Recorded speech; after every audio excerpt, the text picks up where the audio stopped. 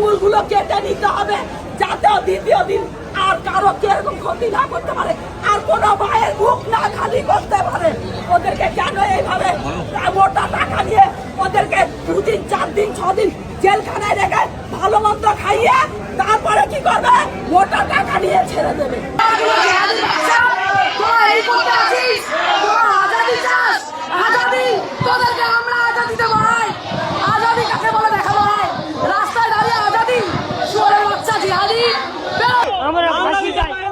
আমার ছেলে সবে খেলতে গেছে বারুইপুরে আবার ঘটল হত্যাকাণ্ড, যেখানে আমরা দেখতে পাচ্ছি একটি 17 বছরের যুবক, সে সাধারণভাবে ভাই সে ফুটবল খেলতো, তাকে ভাই হত্যা করা হয়েছে। তো এই বিষয়ে ভাই অনেকে ধার্মিক উস্কানি এবং ধার্মিক কথাবার্তা বলছে যে বিধর্মীদের কারণে এটি ঘটেছে, কিন্তু ভাই এরকম তথ্য আমি এখনও পর্যন্ত সোশ্যাল মিডিয়ায় খুঁজে পাইনি। পরবর্তীকালে যদি পোস্ট হয় হতে পারে, কিন্তু এই হত্যাকাণ্ডের যারা মাস্টার প্ল্যানিং করেছে তাদের মস্তিষ্ক ভাই কী ধারণা অনুসারে তারা এটা করেছে সেটা এখনও জানা যায়নি। তো এগুলি তদন্ত হচ্ছে, কিন্তু কথা হচ্ছে কি, এই বারুইপুরে আগে যে ঘটনা ঘটলো, এই যে এখন ঘটেছে, এর মধ্যে যেই সব ব্যক্তির প্যানেলের নাম উঠেছে সেগুলো কিন্তু ভাই 2 ধর্মী 2 রাজনৈতিক দল ভাই, এদের সব মিলেমিশে একাকার হয়ে গেছে। তো সেই জন্যে একটি প্রত্যক্ষভাবে আমি কোনো ব্যক্তিকে দোষারোপ বা কোনো ধর্মকে দোষারোপ করতে পারছি না। অন্যান্য ক্ষেত্রে করেছি, সেগুলো হচ্ছে ভাই প্রত্যক্ষ প্রমাণ পেয়েছি বলে।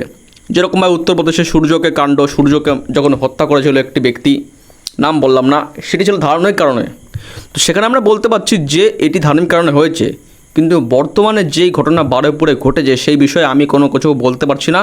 এবং তথ্য অনুসারে পাওয়া গেছে যে ফুটবল খেলায় ভাই ওই দল জিততো এবং এই ছেলেটা জিততো, এবং তাই নিয়ে প্রতি বছর একটি ক্ষোভ এবং এদের মধ্যে ভাই জাগছে। এবং শুধুই যে ভাই এই খেলা নিয়ে এই ক্ষোভটি এসছে, এটি ভাই বাস্তবসম্মত যুক্তি নয়। এর মধ্যে ভাই অন্যান্য রকম টাকা পয়সার লেনদেন সহ করে একটি দলের অধিকার বা একটি ক্লাবের অধিকার, এই সব বিষয় নিয়েও ভাই মনোমালিন্য থাকতে পারে। কিন্তু রাজনৈতিক বিষয় এবং ধার্মিক বিষয় এখনও প্রত্যক্ষভাবে দেখা যায়নি। তাই আমি যে একটি ধর্মকে ডাইরেক্ট আমি আঘাত করব বা তার মতবাদকে আমি এখন আঘাত করব, সেটা আমি করতে পারছি না। সেটা আমি অন্য ভিডিওতে করে থাকি। তো আমার কথা ভাই সত্য বলা, সত্য কথাটা বলতে হবে।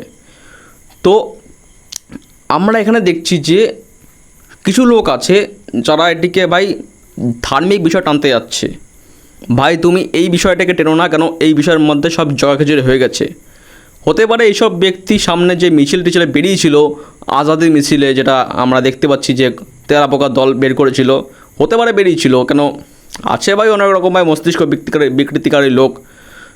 তো তেলাপোকার যেটা হচ্ছে যে মিছিলটা বের করেছিল, সেটা ভাই ওদের যুক্তিসম্মত আকার ঠিক, কেন ভাই ঘটনা ঘটেছে ভাই, সরকার এরকম ভুলভাল কাজ করেছে, বৈষ্ণবাস করেছে, তো তখন তাদের প্রতিবাদ করার একটা অধিকার আছে, করেছে। কিন্তু ভাই এইগুলো তো সরকার অধিকার দিচ্ছে না।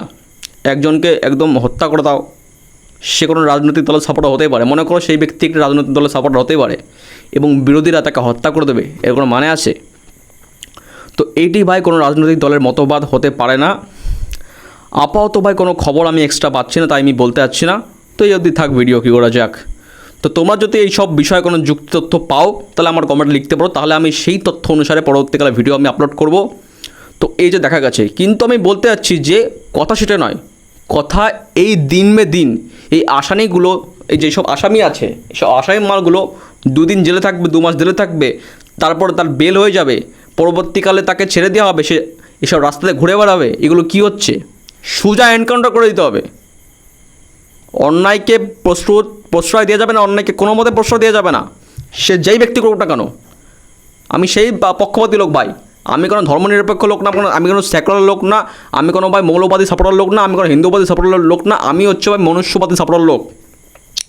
যে মনুষ্যকে টিকিয়ে রাখবে সেই ভাই একদম সঠিক ব্যক্তি। আজকে যদি ওই পাবলিকও যদি করে ওকে গুলি মেরে দাও, এই পাবলিক হলে গুলি মেরে দাও, এটা শাস্তি দিতে হবে, তাকে শাস্তি দিতে হবে, সে যেই করুক না কেন। তো অন্যায়কে ভাই তোমরা খতম করতে পারো তাহলে ভাই এটা করো, অন্যায়কে খতম করো।